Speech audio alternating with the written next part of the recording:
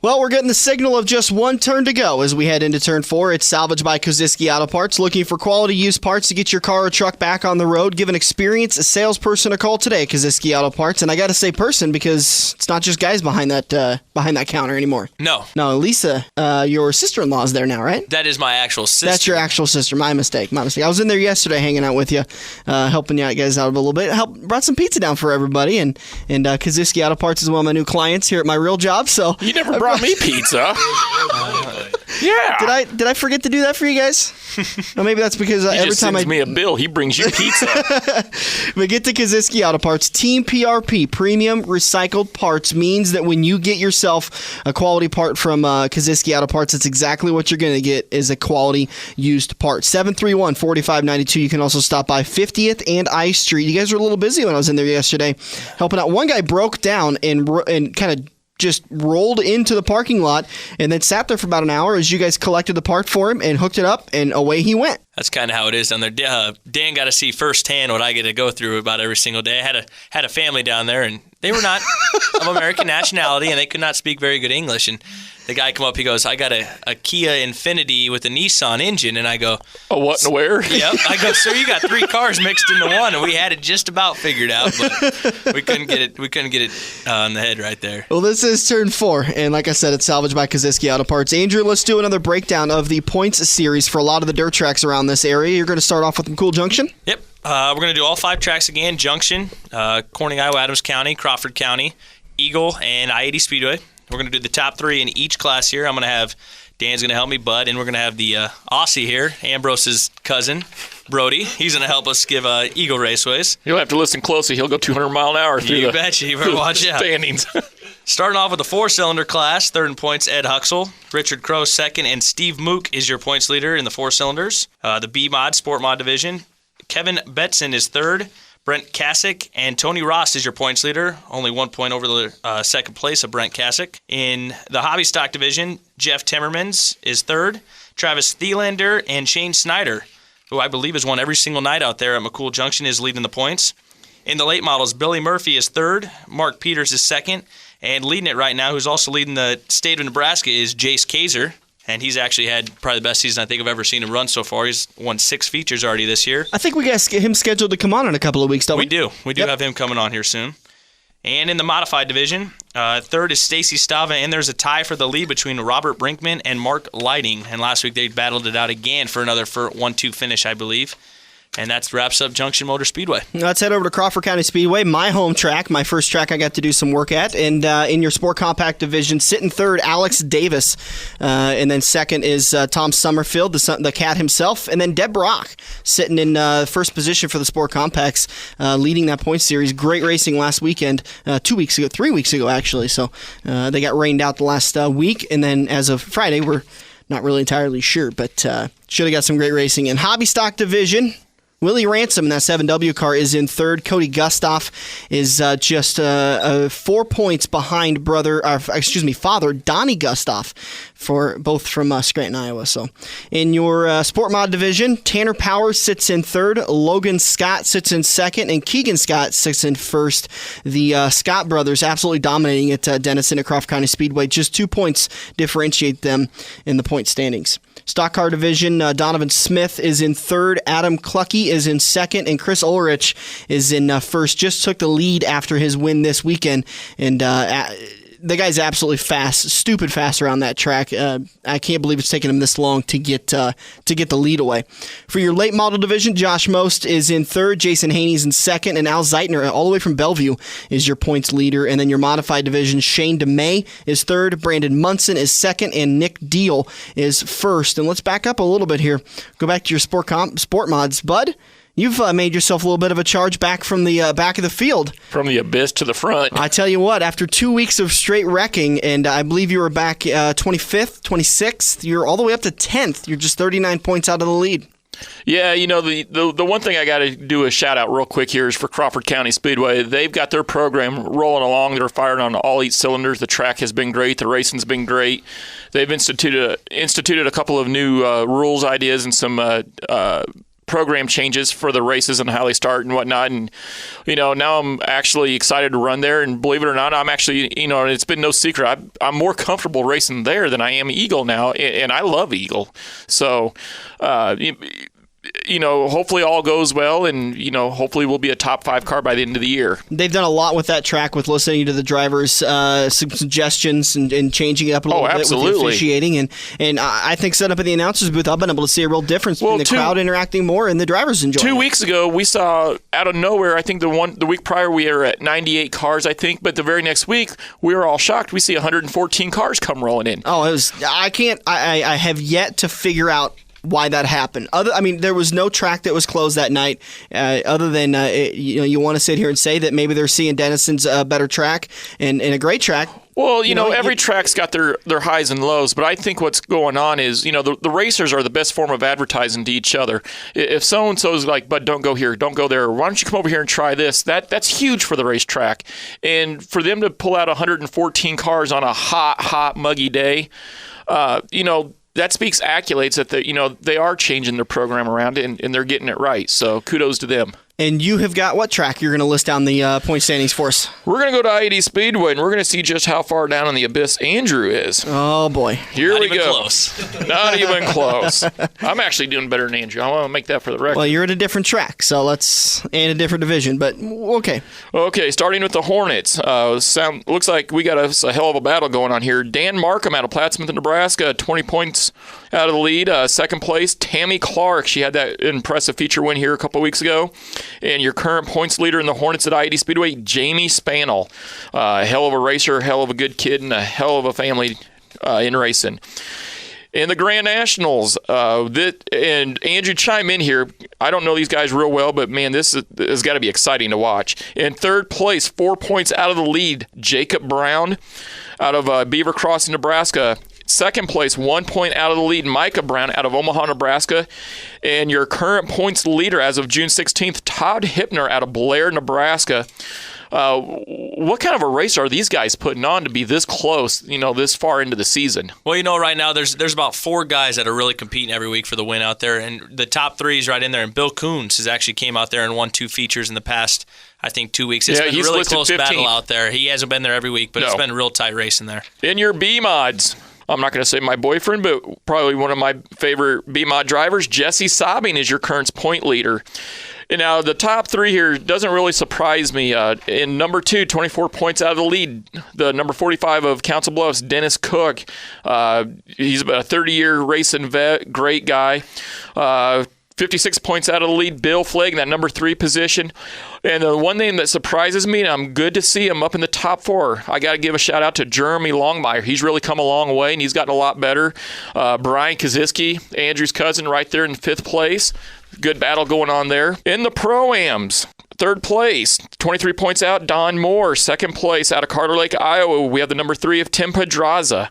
And your current points leader out of Omaha, Nebraska, Rick Negretti. To know Rick is to love Rick. That's all we're going to say. Great guy, though, hell of a racer. In the A-Mods, number 3 out of Sioux City, Nebraska, the number 55, Jesse Cole. In second place, 16 points out of the lead, we have Jesse Dennis out of Prescott, Iowa, and the Osceola Rocket himself, Dylan Smith, and that number 95, your current points leader. Boy, I tell you what, he is on a tear out at I-80 this year, and he is definitely the man to beat. And then we're going to go to the super late models. The super late models, number 3, 12 points out of the lead from Atlantic, Iowa, Jason O'Brien. Number 2, 6 points out of the lead out of Madison, Nebraska, and he will be on the show later this year, Travis Dickus. And the Marquette Missile out of Marquette, Nebraska, the number 14, Kyle Burke. And Andrew's in his own zip code down here, sitting 18th in points. I was missed a couple nights, bud. But it's okay. That's what they all say. It's okay. He blew a couple motors and hit a pit reporter and got fined. We didn't talk about the water truck I hit, though. So. And now for our international racing sensation / guest speaker, bringing down the action from Eagle Raceway, Brody from Brisbane, Australia. Take it away, mate. Thanks, mate. You pulled a slide job on me right there. All right, so we got the Eagle Raceway, America's home track out there at Lincoln. The points up to date as of the 20th of June this month with the 360 sprints. We've got Trevor Grossenbacher doing a nice job out in front there on 915 points. Mike Boston rolled out a new car last weekend. Struggled a little bit, but I'm sure they'll iron out the bumps. They just got to work out what that nice new Eagle chassis needs to get it away to the front. He's sitting in second, and John Colbundy doing a nice job in third spot. I will note that from third to fifth, there's less than 10 points splitting those guys, so Grossenbach is out in front a good ways, but it's going to be a tight race for third there here in the middle of the season after a few shows. And we will drop down to the Gasman, who's sitting in 15th place.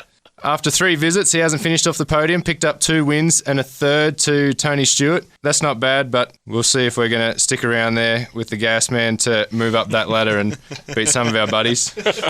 We turn over the page here, we've got the IMCA Sport Compact, whatever they are. No one's pointed it out, though. There's lots of modifieds at these tracks. I just go by hauler size to try and work out which one's like the upper class and the lower class. But in the Sport Compact, we got Nick Lineblad. Here's your leader, obviously in first place, with Matt Moyer coming up in second, only 4 points behind, and further 4 points behind him is Chad Bassinger. And we move on to the hobby stocks. We've got Roy Armstrong. God, all these guys all live in the same town. They're dead set jumping the fence. They're stuffing with each other's cars, I swear it. Anyhow, Roy Armstrong, he's out there in front. Josh Kennell chasing him pretty hard. There's only 9 points behind, and Mike Hansen in third. He's probably going to need a podium this week to try and catch up with those front guys, but he's weeping water. Nice town. Hope he's not crying. Anyway, Sport Modifier, we've got Matt Richards, Lincoln, Nebraska. He must live 2 minutes around the corner. He's leading that. Another 12-point gap there to the person in second place, Gary Sathoff. Could have some bad nicknames there with that name, but we'll just leave it at that. He lives in the same you want to open a parts shop in this town. What is it? Beatrice. Half these guys all live there. They must teach it at school. I don't know. I'm a high school teacher. I know I got my kids in my class building front wings and stuff like that. You know, just teach them the important things in life.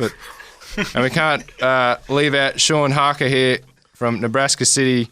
He's about 30 points behind the leader there, sitting in third. And onto our final division. I'm thinking this might be the top line modifieds, because they've just called IMCA modifieds. So I'll use my initiative to work that out. And we've got Barb Zubek. Here's your leader by 1 point over Tim Ward. Well, it'd be good to see those two guys off the front row together to see if they could have a good race and let the best man win through lap traffic. Johnny Sathoff, that's old mate's brother there, and it's tight. He's only 4 points behind the leader as well there in the top level of modifieds. I'll tell you what, I don't know if I can follow up on that one at all. That was incredible. I think I need to bring somebody that's never been to a race. I'll practice this back. We need to bring somebody that's never seen a race before, and every single time. It was awesome. Sathoff. I tell you what. Johnny Sathoff. Can you come back next week? He doesn't mean what he said. Can you come back next week? Because that was the best I've ever heard. And the best part is, I don't even know if I have to edit some of the things out he said, because I don't know if they're FCC violations. Or it's just... I have no idea. Podium finished. I guess we'll find out next week if we're still on the air.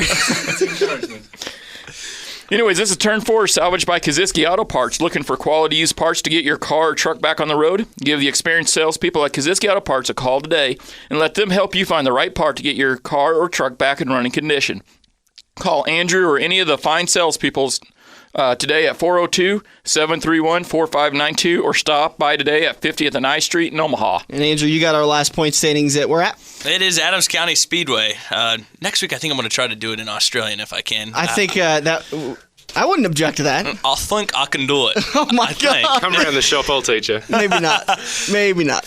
In the B mod class, and third is Blaine Peterson. Second, Jeff Jones I believe he's out of Iowa. He had Council Bluffs, and then Jared Weston is your points leader. He's had the most top 10s and top 5s this year. Hobby stock class, Rick Ritchie is third in points. Matt McAtee is second, and Jeremy Auden with 7 top 5s and 2 wins is your points leader. In the Pro Stock class, in third, Greg Gardner. Behind him is Greg Miller, and leading the points in the Pro Stock is Jason Rold. Jason's won 3 features and had 6 top 5s out of 7 starts. Up next, the Modifieds. Brian Foote, third in points. John Davis is second. And followed, way out in front is Jared Steins, 27 points out in front. He has won 5 features this year out of the 7 or 8 starts they've had out there. And our final class is the late model, which is the closest one. Chris Speaker is third in points. 3 points behind the leader, also tied with second Paul Glendenning, and J.C. Wyman is your leader there, and separating all the way to fifth is 5 points out there, so that's a really tight battle the late models are having at Adams County. And what we talked about earlier in turn one thing we're going to tease, we're going to start doing this podcasting where we want to keep up to date with all the dirt track news that's going on, but the tough thing is we record on Wednesday. By the time it airs, it's already old news. So what we're going to start doing is Wednesday night when we wrap up turn 4, we're going to actually record a podcast segment only that's going to be available on the front stretch page. Go there Thursday mornings and you can listen to the point breakdown, some of the latest news, if Jack won, who won at what racetrack lately, all that kind of stuff. We're going to keep you guys up to date with that. That's one thing that we're trying to kind of work into the show, and it's taken us a couple of weeks to come up with a good concept to keep it relevant and latest in news. So just go to our Facebook page. We're going to post it each and every single week.